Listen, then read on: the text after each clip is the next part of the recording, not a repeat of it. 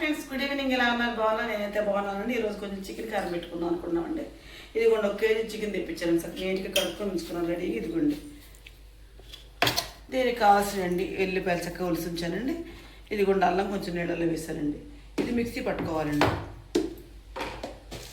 కాస్తంత ఉప్పు, కాస్తంత పసుపు, కాస్తంత గల్లుప్పు, కాస్త పసుపు చక్క కలిపేసి పొయ్యి మీద పెట్టామనుకోండి చక్కగా. ఇందులో నీరు బయటకు వచ్చేసి మొత్తం ఇంకిపోతే అప్పుడు మనం కారం పెట్టుకున్నాము. ఇలా కలిపేసి పెట్టేసుకోవాలి కారం పొయ్యి. చక్క ఇందులోంచి వాటర్ బయటకు వస్తుందండి. బయటకు వచ్చి దానికి సాంత ఇంకిపోవాలండి. ఇంకాకప్పుడు మనం కొంచెం వారిన తర్వాత కారం ప్రిపేర్ చేసుకోవాలండి. ఇదిగోండి చక్కగా ఇదిగోండి ముక్కలు మనం కొంచెం పసుపును గల్లుప్పు వేసి చక్కగా మాకు పెట్టాం కదండి. ఇదిగోండి ఈ విధంగా వాటర్ కూడా ఇంకిపోయినాయండి. అల్లం వెల్లుల్లి పేస్ట్ కూడా చక్కగా జీలకర్ర వేసి పట్టుకున్నామండి. ఇప్పుడు నూనె పెట్టేసా ఈ ముక్కలు వేయించేసుకుందాం అన్నమాట. ఈ ఎర్రగా అయితే బాగుంటుంది కారం. పచ్చి బాగా పచ్చి లేకుండా ఉంటుంది.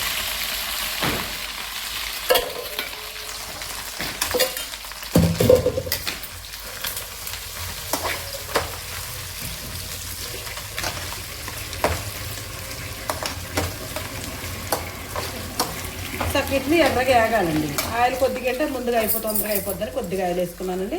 నీళ్ళ ఉంచి పట్టుకుంటే ఎక్కువ నూనె వేసుకోవాలండి. పిల్లలు ముగ్గురు ఎరగండి, తొందరగా 1-2 పూటలో అయిపోద్దండి. ఇదంతా లేదు కదండి, కేజీ కూడా తక్కువగా ఉంటుందండి. చక్క దీన్ని ఎర్రగా వేగనిచ్చుకుందామండి. వీటిని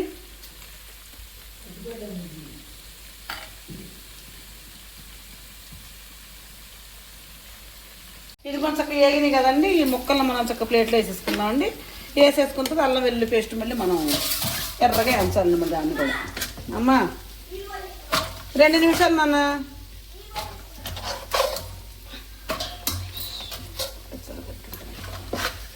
చక్క మొత్తాన్ని కూడా ఇలా తీసేసుకోవాలండి. మొత్తం ముక్కలను తీసుకొని కొంచెం ఆరినాయి అనుకోండి. అల్లం వెల్లుల్లి కూడా వేగిన తర్వాత మొత్తం ఆరాక మనం కారం కలుపుకోవాలండి. అప్పుడు కొంచెం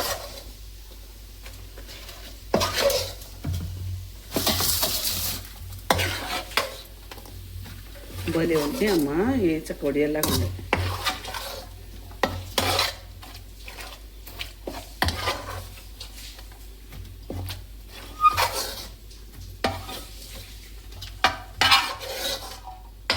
ఓకే, ఇప్పుడు చక్కగా అల్లం వెల్లుల్లి పేస్ట్ కూడా మనం వేసేసుకున్నామండి. ఇది కూడా అల్లం వెల్లుల్లి పేస్ట్ పట్టింది. ఇది కూడా వేసేసుకున్నామండి. చక్కగా ఎర్రగా వేగితే ఇది కూడా బాగుంటుందండి. దగుడు మంట వేగాక చిన్న మంట మీద వేపుతున్నామండి. ఆయిల్ కొద్దిగా వేసే ఉండాలి, అయిపోద్దని చెప్పి కొద్దిగా వేసే ఉండాలి. ఆయిల్ నీలో పచ్చ అయితే కదా మరింత నూనె వేసుకుంటే చక్కగా బాగుంటుంది. శనగ నూనె వేసుకొని చేసుకుంటే ఇంకా బాగుంటుంది. దీన్ని ఎర్రగా వేగనిద్దామండి. ఇది కూడా చక్క అల్లం వెల్లిపాయ పేస్ట్ కూడా చక్కగా వేగిందండి. ఇది మంచిగా చక్క ఇది ఆరిన తర్వాత మనం కారం వేసేసుకొని కలిపేసుకుందామండి.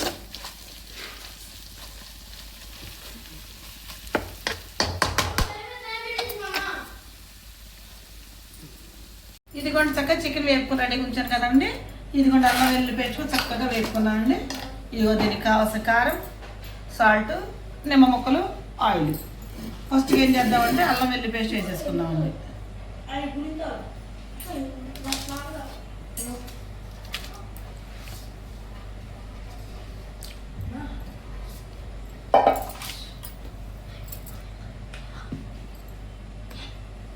ఇదిగోండి తగ్గంత కారం వేసుకుందామండి. ఇది కొలత అయితే లేదని కొద్ది కాబట్టి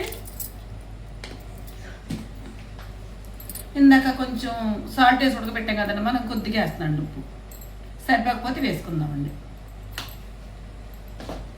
చక్కగా ఇప్పుడు నిమ్మ బద్దలు పిండి చేసుకుందాం. గింజలు బయట వచ్చేసి ముందు కలిపేద్దాం. కలిపాక నిమ్మ బద్దలు వేద్దాము. చక్కగా ఇది ముక్కలకు పట్టేటట్టుగా గట్టిగా ఈ విధంగా కలపాలండి.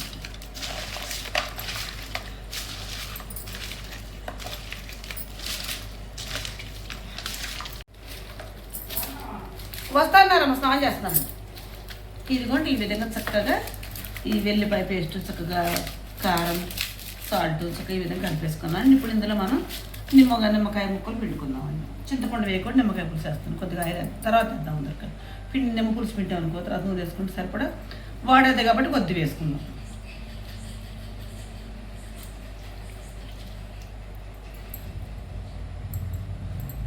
ఇందులో నేను కొంచెం చేదుగా ఉంటుంది. ఒక కాయ పిండి కూడా సరిపోద్ది పుల్లపుల్లగా. 2 రోజులు ఊరితే బాగుంటుందండి, కాకపోతే కొద్దిగా కదండి, ఎన్నో రోజులు ఉండదండి, 2 పూటలే ఉంటుందండి. ఇంకా ఈ విధంగా పోసేస్తాను కదా నిమ్మరసం. చక్క మొత్తంగా కలిసేటట్టు కలుపుకోవాలండి ఇట్లాగా. ఇది కూడా చక్కగా ఈ విధంగా చక్కగా చికెన్ కార కలిపేసాను.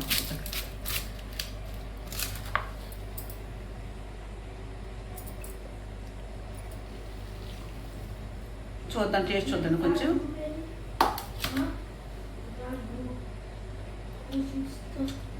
బాగుందండి. కొంచెం సాల్ట్ దగ్గర కొంచెం సాల్ట్ కలుపుతామండి. నేనైతే చికెన్ కారం ఈ విధంగా పెట్టుకుంటానండి. నేను చికెన్ కారం పెట్టే విధానం మీకు నచ్చితే నాకు ఒక లైక్ ఇచ్చాను. Please subscribe.